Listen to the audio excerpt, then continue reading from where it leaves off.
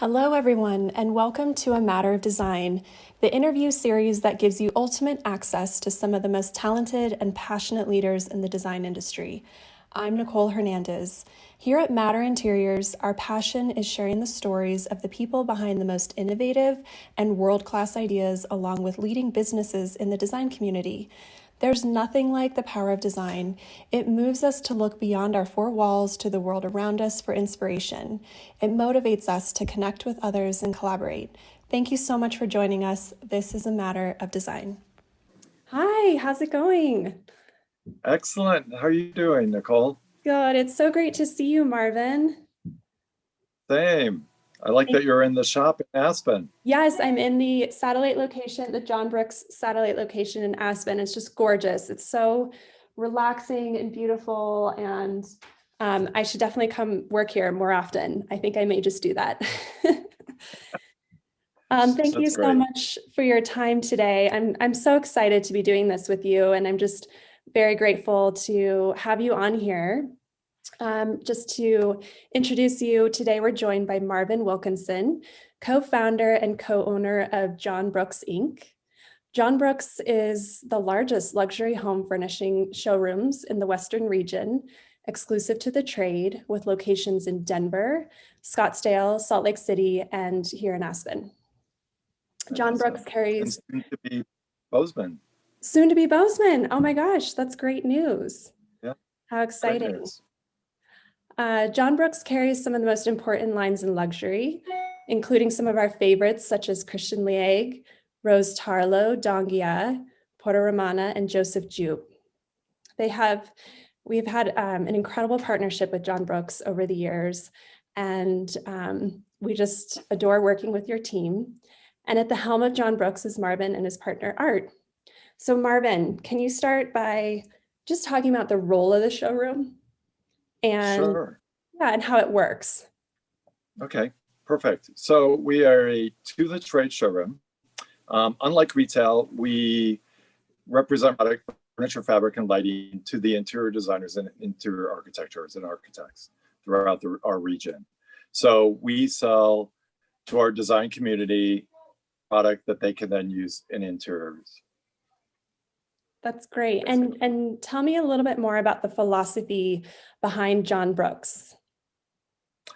So we started the showroom back in '93. What our philosophy was to try to bring in the best high-end manufacturers that we could, artisans as we call them.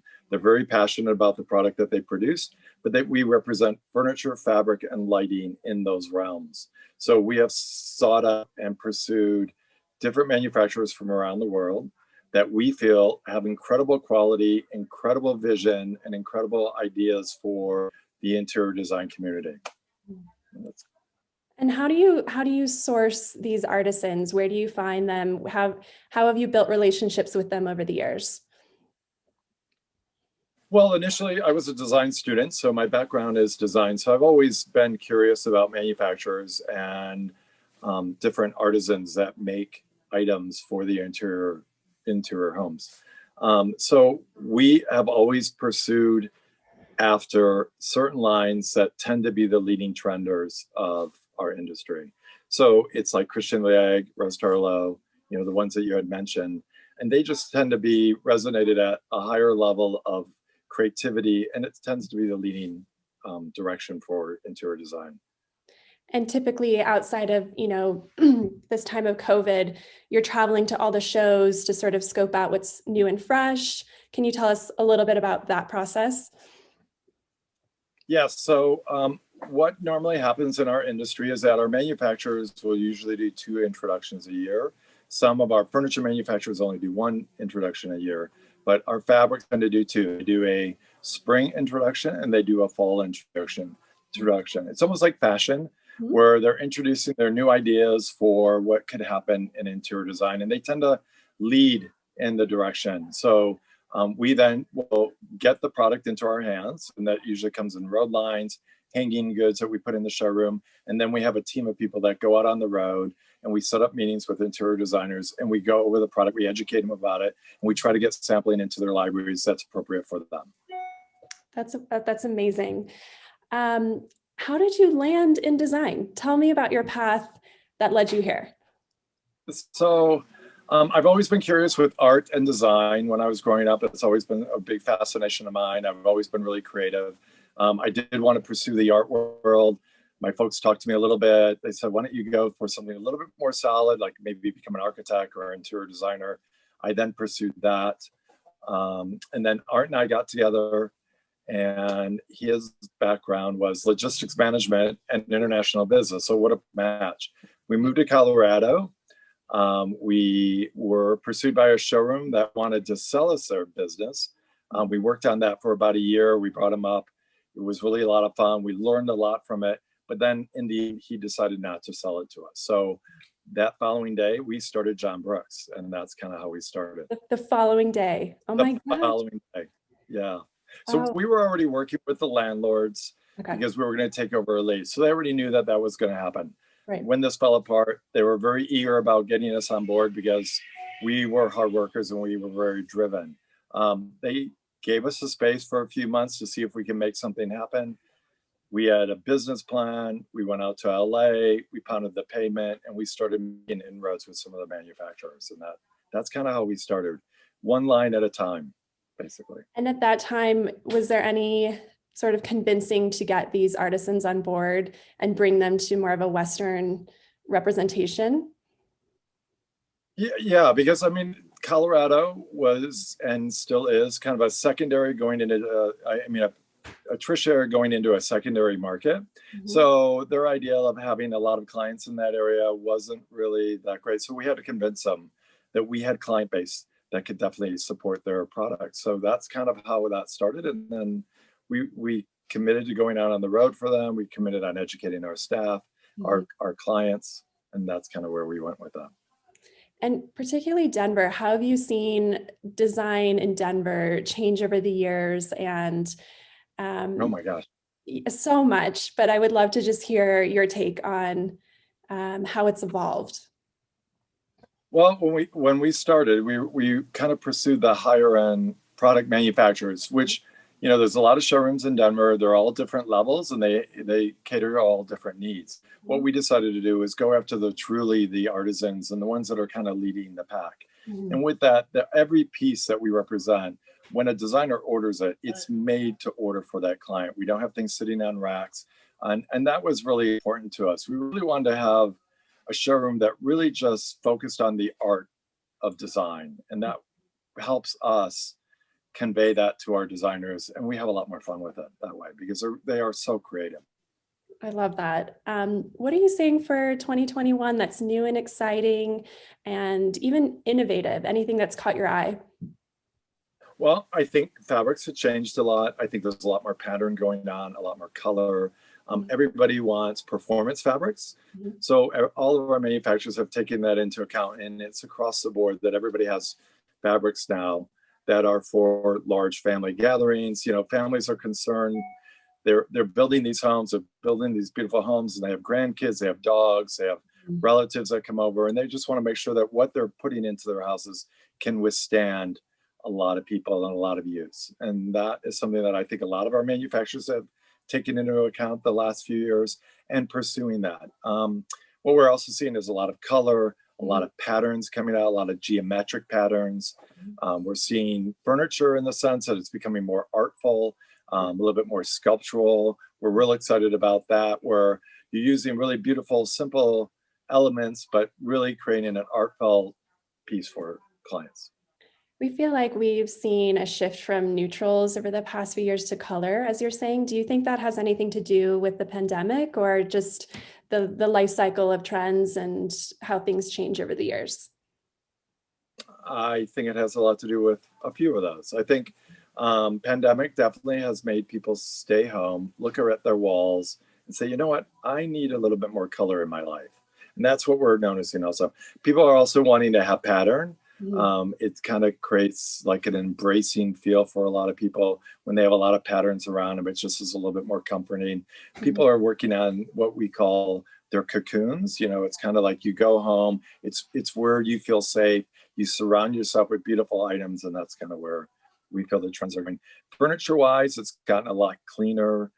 a lot simpler in design, but very complicated in construction. And that's what's really exciting to us also.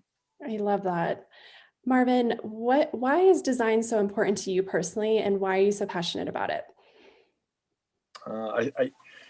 I think a big part of it, I think I've always loved art. I don't know where that came from. I don't know how that started, but when I was young, I wanted to be an artist. I lived at a house with my mom and dad, and we were always moving around furniture. So I got the interior design bug with my mom. And then just pursuing the art of life. I think that's something that we kind of try to live by. Trying to make every day an artful day, and being able to surround yourself with beautiful things and knowing the manufacturers that produce those pieces, to me, is really endearing. I think it's really nice to know when you can acquire a piece that's made by, let's say, Christian Leg, that you have a piece by Christian Leg and it's beautifully proportioned and it just resonates so beautifully in a house. It really is beautiful to have a product like that in a house.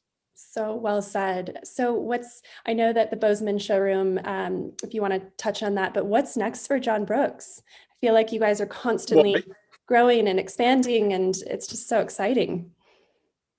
Well, I think one of the big things for us is constantly improving our customer service. I think with the pandemic, we've been having to do a lot more maneuvering, as designers are, because of the pandemic and COVID, and having to be isolated at times, opening up at times, isolated at times, and we're just trying to figure out the dance basically for that.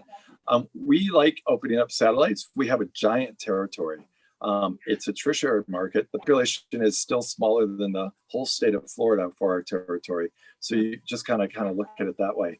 And with that, we have a lot of people walking by. I'm sorry. We might have to reboot this part. They're all just saying hi to me. Sorry. I can start again if you don't mind. Can we just cut that? Sure. Part? Yeah. Nicole? So, okay. So Marvin. Start again with the question. Yeah, Marvin. So I know that you mentioned opening the Bozeman showroom, but what else is next for John Brooks? It feels like you guys are constantly growing and expanding and pivoting. So I'd love to hear more about that.